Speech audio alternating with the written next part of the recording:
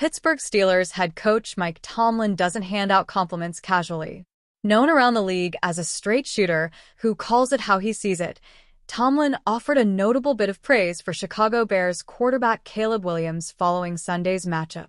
And for Williams, now in his second NFL season, that respect carries serious weight.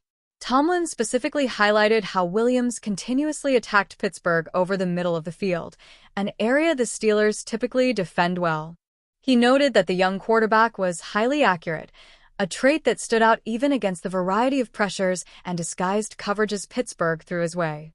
When a defensive mind like Tomlin acknowledges a quarterback carving up his scheme, it means the performance wasn't a fluke.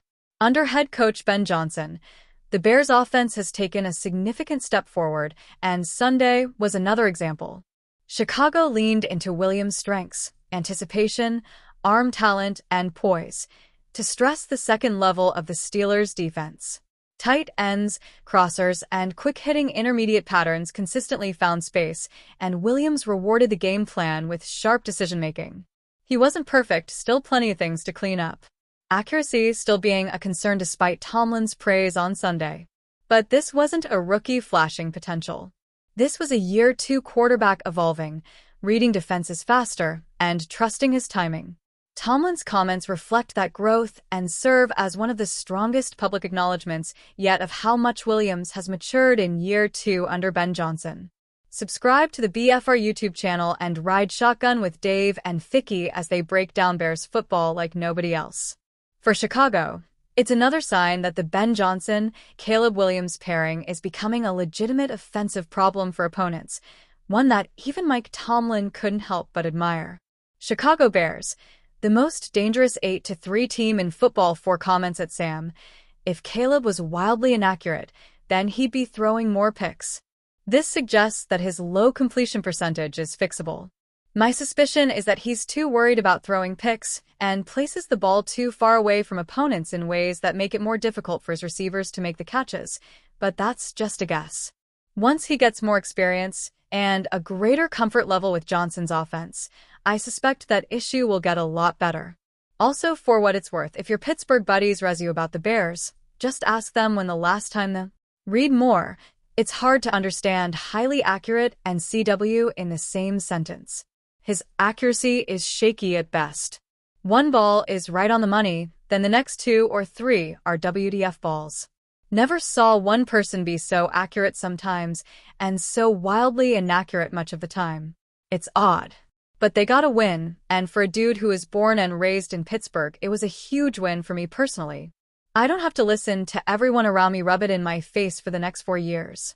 And for that I think, read more, outside of Dennis Green. What coach has ever not said complimentary things about the QB of a team they just lost to? This is another, OMG look.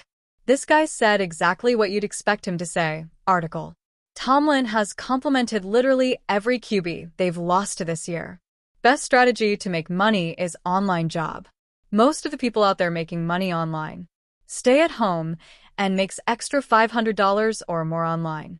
I have made and received $17,532 last month from this easiest job, and believe me, I gave this only 2 hours a day just after my whole busy day.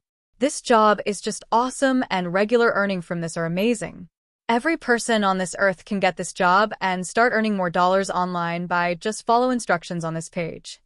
Here, www.com Chicago Sports News recommended for you. Ben Johnson is nearing a feat the NFL has seen only once in history. Don't look now.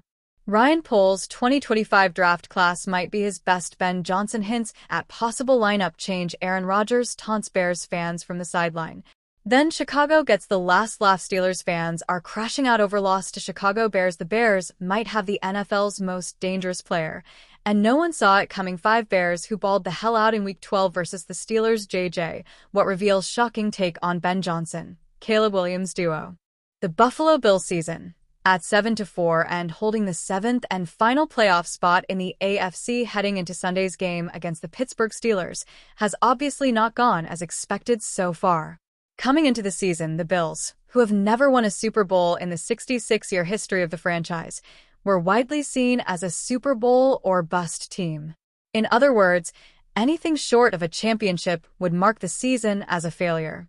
In that case, the Bills' season is looking more and more like a failure, and one primary reason is the limited passing game Buffalo has displayed through 11 games. On Tuesday, the Bills took a step toward improving their aerial attack, signing veteran wide receiver Brandin Cooks, who has previously caught passes from two certain Hall of Famers in Tom Brady and Drew Brees.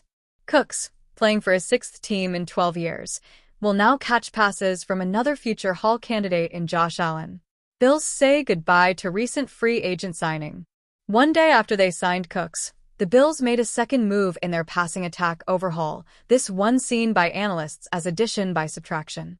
Buffalo released 5-year veteran wide receiver Elijah Moore, according to a statement by the team's communications department on Wednesday morning. The Bills had high hopes for the 2021 New York Jets second-round draft pick when they signed him to a one-year, $2.5 million free agent contract in May. But things just didn't work out. Moore was targeted by Allen only 17 times in 9 games, catching 9 of those passes for 112 yards without a touchdown. Moore did manage a touchdown on the ground, however, as he compiled 24 yards in 6 rushing attempts. He was no help to the offense at all, wrote Bills commentator Brandon Ray of Buffalo Lowdown. He had no more than 2 receptions in a game. Whether you want to blame it on the offensive scheme or Moore just not being the player fans were hoping he would be, this was a bad match in the end. Pretty poor production from Moore. Moore ended his Bills career with pretty poor production for a player who signed a guaranteed $2.5 million contract, a move that is part of a season-long failure by the Bills in building a competent wide receiver room, wrote columnist Sal Mariana of the Rochester Democrat and Chronicle. Moore was signed late in the spring and was thought to be someone who could really benefit from quarterback Josh Allen after spending the first 4 years of his NFL career with the quarterback-challenged Browns and Jets. Instead, Moore never found his niche. Unlike Moore, who has previously played only for quarterback-challenged teams, Cooks began his career as a 2014 first-round draft pick of the New Orleans Saints, where the former Oregon State Beavers star was coupled with Brees for 3 seasons. Prior to the 2017 draft, the Saints traded Cooks to the New England Patriots for a first-round and third-round pick. In New England, he played with Brady for 1,082 yards and 7 touchdowns on 65 catches.